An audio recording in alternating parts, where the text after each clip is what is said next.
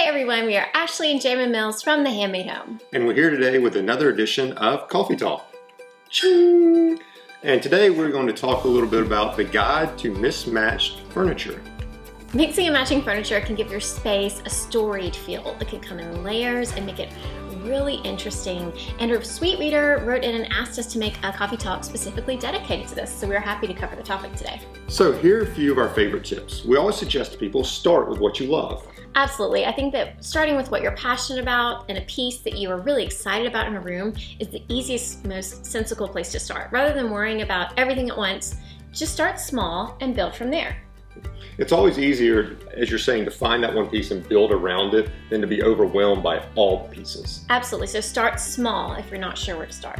It can be anything that you love. You know, if it's a peacock blue sofa or something green and velvet that you love, go for it. I mean, we did a peacock blue sofa and it worked. And I think that it's just all about finding that piece that you really love.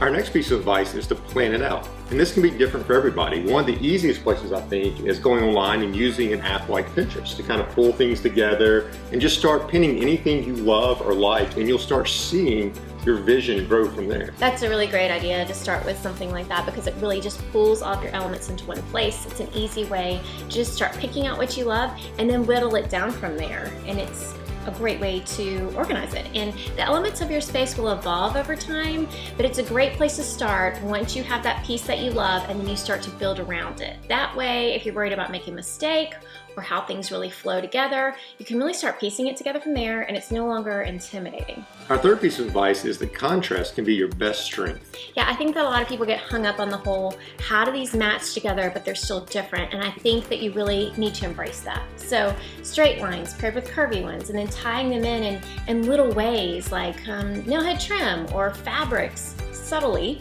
are a great way to bring them together. Yeah, so in the end, it really is all about balance with that contrast and making sure you're hitting all those different elements. It's a great thing to remember when you're starting to pull all your pieces together.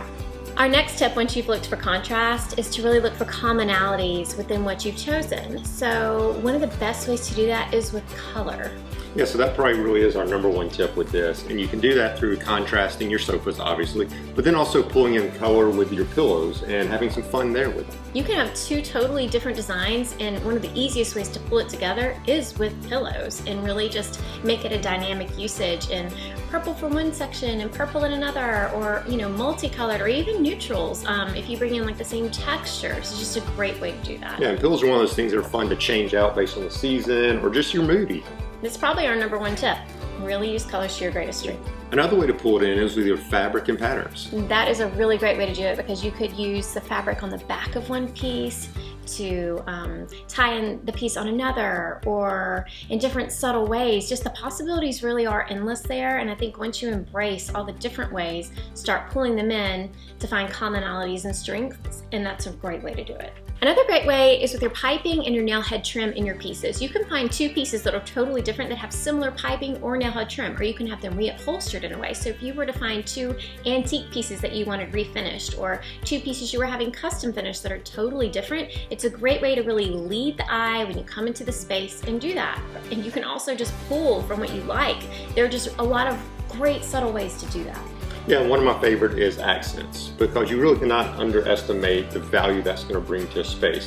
Whether it's on your budget side or just the wow factor, those accents can really change up a space, whether it's your lighting, your pillows, I mean, candlestick holders, magazines you place, I mean, just all kind of different stuff like that you can bring in and really change up the space and tie the whole thing together. This is where Pinterest really comes in handy again, because once you choose those two pieces, start pulling it in with your pillows and your rugs and your accent pieces, because that will really be what layers the room and tells the story and starts making it all cohesive with your flow, balance, and contrast within the space. So that's kind of how you anchor the room and really start pulling it together.